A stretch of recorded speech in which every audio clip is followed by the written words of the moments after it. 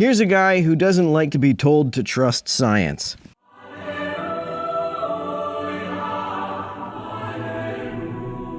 The apparent obligation to trust science has possibly never been more imposing than it has been recently. It's gone from a slogan in debate to a concept that can determine whether or not our fundamental rights are withheld from us or granted based on how well we adhere to it. If you're talking about the regulations put in place during these unprecedented times, I'm not sure which fundamental rights you're talking about. Which rights have been compromised specifically? But when people say trust science, how are we supposed to make sense of that? How are we supposed to understand that? Because science means knowledge that we possess through our intellectual capacity. And because we possess it, and because it is within the grasp of our intellectual capability...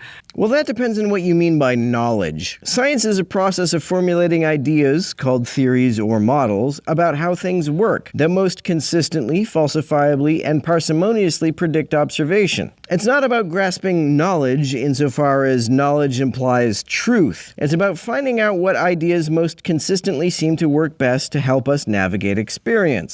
There should be few, if any, unknowns about it. You don't understand what science is or how it works if you don't think there should be many unknowns involved. The efficacy of theories designed to predict experience will always be contingent upon how much experience we have had. Unknowns will remain for as long as we haven't yet had infinite experiences. As distinct from faith, which is laden with mystery, which is something that can make us uncomfortable a lot of the time. But in the modern age, or the age that we live in, science and technology have become so specialized and sophisticated that the average layperson like you and I have to admit that when we speak of scientific knowledge, we're not describing our own knowledge.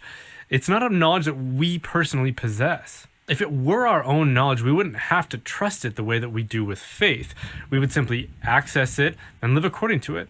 When someone says trust the science, what they really mean is trust my knowledge, which is superior to yours. I wouldn't actually tell anyone to trust the science. Rather, I would tell them to be skeptical of the conspiracy theories. Be skeptical of the folks telling you that there is a conspiracy among biologists to suppress creation science and intelligent design. Be skeptical of the folks who tell you that there's a globalist conspiracy to suppress the findings of people who disagree about climate change. Be skeptical of the folks who tell you there's a woke conspiracy that's taken over the American Psychological Association in order to push gender ideology. Be skeptical of the folks who say there's a conspiracy led by Bill Gates to put chips in your body or depopulate the earth. I think it's important to gain some literacy with respect to how to evaluate scientific papers. Even when it comes to peer-reviewed studies, you can be more confident in some than others. You should look at things like sample sizes, controls, etc. And good scientific papers will caution you about the strength of the evidence they've collected and will include caveats about the breadth of the conclusions one could reliably draw from that evidence. There comes a point, however, when the same results are found so consistently that it is just more probable that they are correct than incorrect. Such results are certainly much more probable than a massive coordinated effort to deceive people. Instead of telling people to trust the science, I would rather suggest that they simply apply Occam's razor. What's more probable, that all the scientists who find the same results are conspiring to manipulate the data for their advantage, or that the data are what they actually observe? Trust me because I'm an authority, and therefore your skepticism, your questions, your concerns, your criticisms are inappropriate and invalid. You don't need a lot of super specialized expertise in order to interrogate the methodology of a lot of scientific papers. And the greater the percentage of experiments that corroborate a particular conclusion, the more you can trust that conclusion. Sure, it doesn't prove the conclusion, but consistency makes such a conclusion the safest bet. Historically, the great hope of science was that it would liberate us from our limitations, especially those limitations that are imposed upon us by the natural world. We often resent those limitations, and so we sought to develop technology and knowledge that would help us transform the world around us according to our own desires and expectations. The famous communist philosopher Karl Marx once wrote that philosophers have hitherto only interpreted the world in various ways. The point is to change it. In other words, we used to use science and technology to understand the nature of things and then to try to conform ourselves to those laws. I don't think you understand how scientific laws work. Laws in science are things to which nothing can help but conform. For example, we don't need to try to conform ourselves to the laws of physics. Conforming to the laws of physics is pretty effortless.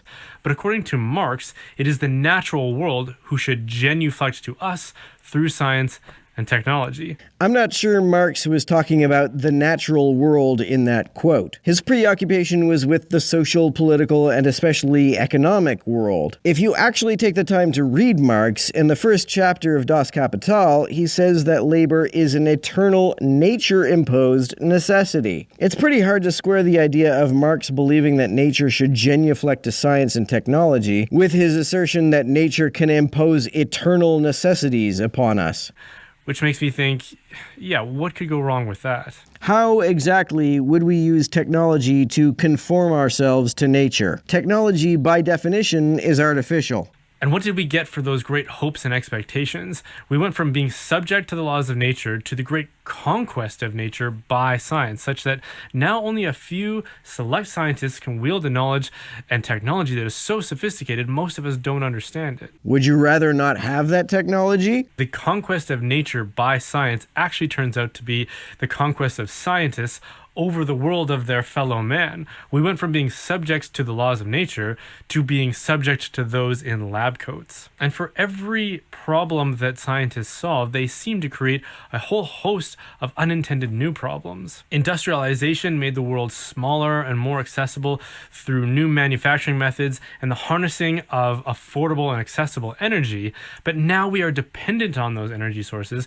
and we're told that they are disrupting our climate. With this argument, Brian seems to be trying to have his cake and eat it too. He implies that our energy technology is disrupting our climate, but he also adds the caveat that we are told that this is the case, seemingly implying that we can't trust the scientists who are telling us this. Plastic was supposed to simplify our material needs, and now we have a floating island of plastic garbage in the Pacific Ocean. And the reason that all of these unintended consequences keep erupting is because there used to be this harmony between philosophy of ethics and metaphysics and the philosophy that led to something like the natural sciences.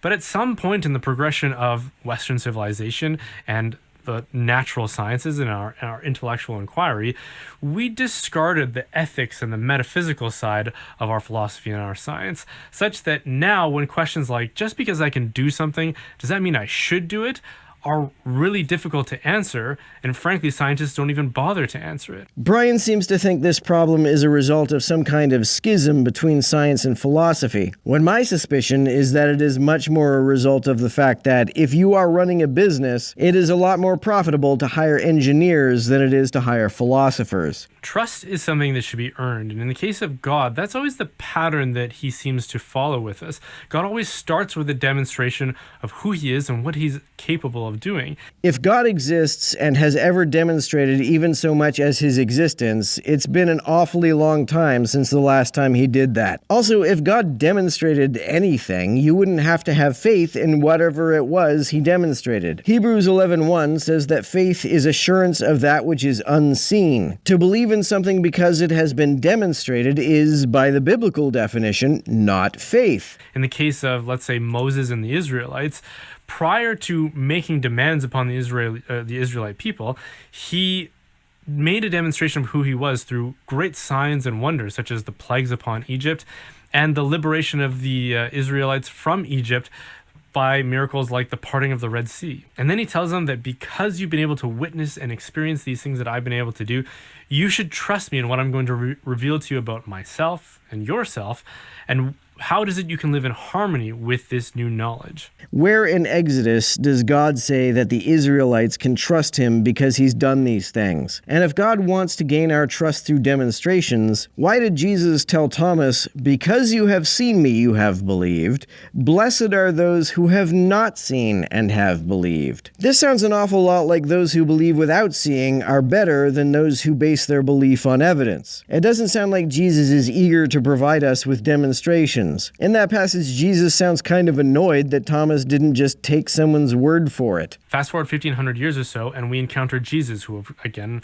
performs miracles, but one that is really only the kind of thing that God can do. He rises from the dead. If rising from the grave is something only God can do, then how is it the case that after Jesus died, according to Matthew 27:52, the graves were opened and many bodies of the saints which slept arose? Lazarus rose from the grave too. Even if a God exists, according to the Bible, it clearly is not the case that only a person who is God incarnate can rise from the grave. As Christopher Hitchens once noted, the Gospels talk about so many people rising from the grave that it seemed like something of a banality at the time.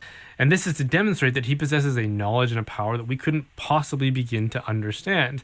And as a result, we should trust his teachings and what it is that he has to reveal to us about God and again about ourselves. That doesn't logically follow at all. The fact that someone has superior knowledge to you doesn't mean you therefore ought to trust them. Even if Jesus had the power to rise from the grave, that wouldn't mean that he is an all-powerful God. Having this specific power isn't the same as being all-powerful, and knowing how to use this specific power isn't the same as knowing everything. If scientists found a way to bring someone back from the dead, I highly doubt that you would have any more trust in them than you do now. In the case of the natural sciences and scientists, is that kind of trust and devotion really appropriate? Certainly natural science has made massive contributions to humanity, but does it or the people who wield it really deserve our unquestioning obedience? Who is saying that they deserve our unquestioning obedience? They don't even unquestioningly obey each other. The way you make a name for yourself in science is not by obeying what other scientists say. Newton is a significant historical figure largely because he questioned Aristotle. Einstein is a significant historical figure because he questioned Newton. The scientific community rewards those who overturn the consensus. It doesn't zealously guard sacred dogma. That's what religion does. Well, in trying to answer that question, consider that a recent study out of the University of Oxford concluded that 94% of medication and therefore the treatments that are used in clinics like the one that you and I go to are not supported by the evidence. So do you trust the science behind that study or not? I would look at the methodology behind that study, the same as I would when evaluating the reliability of any study. Even then, my confidence in it is provisional. That was 94%, in case you missed that number.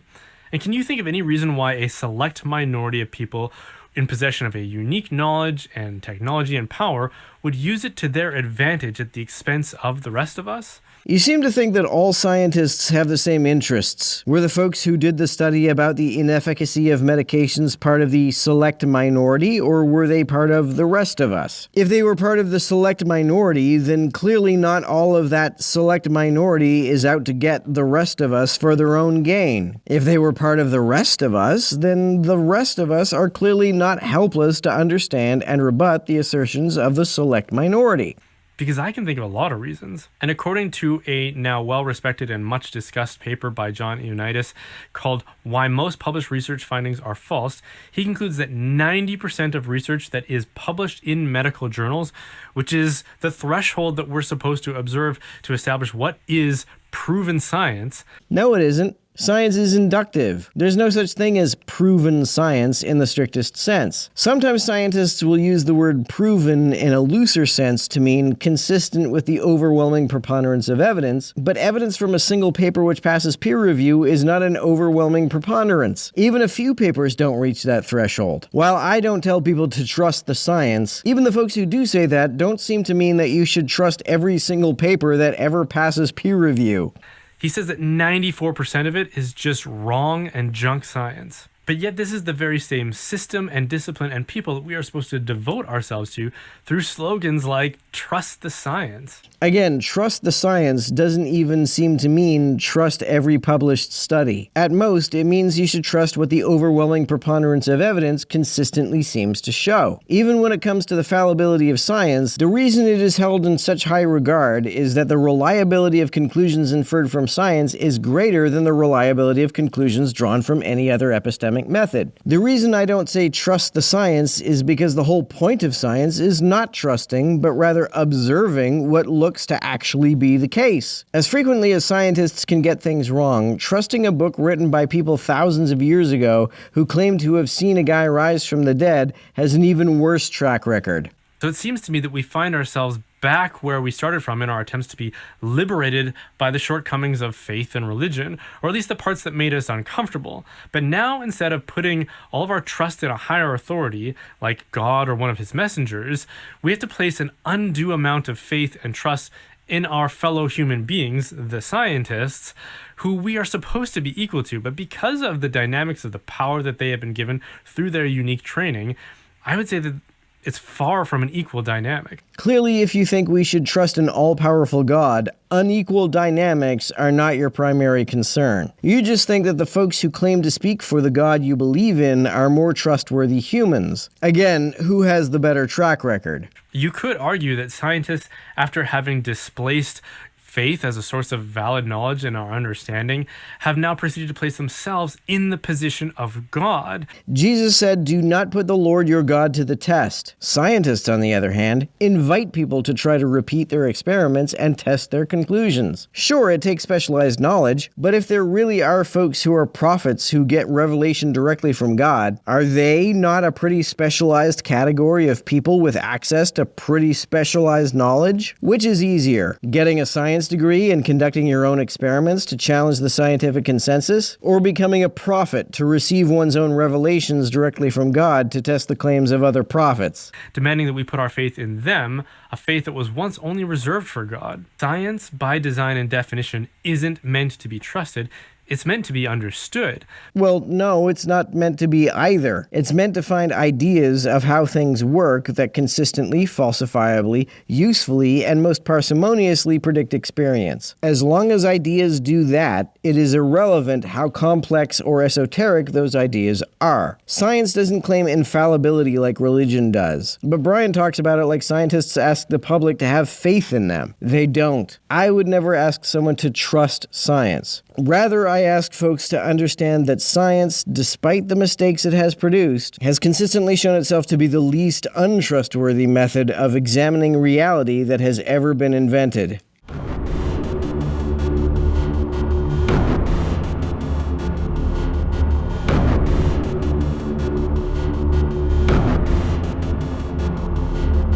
To everyone who helps me out on Patreon, you're a big help. Thanks so much.